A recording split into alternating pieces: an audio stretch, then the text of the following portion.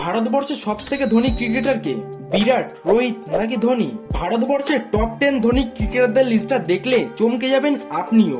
এই মুহূর্তে ভারতবর্ষের সব থেকে ধনী ক্রিকেটার হলেন সচিন টেন্ডুলকার। ভদ্রলোকের সম্পত্তির পরিমাণ প্রায় 1250 কোটি টাকা।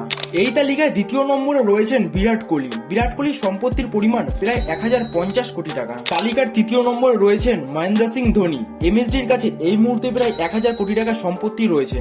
এবার আপনারা হয়তো ভাবছেন এরপরে হয়তো রোহিত শর্মার নাম রয়েছে। না, ভারতের চতুর্থ ধনী ক্রিকেটারের নাম সৌরভ গাঙ্গুলি। ভদ্রলোকের সম্পত্তির পরিমাণ আনুমানিক 700 কোটি টাকা।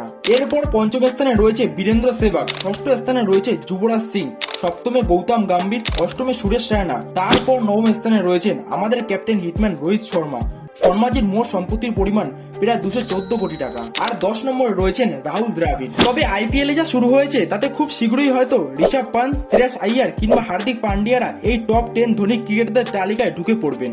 এবারে বলুন কেমন লাগলো এই গোটা বিষয়টা? ভালো লাগলে লাইক, ফলো এন্ড সাবস্ক্রাইবটা করতে ভুলবেন না যেন।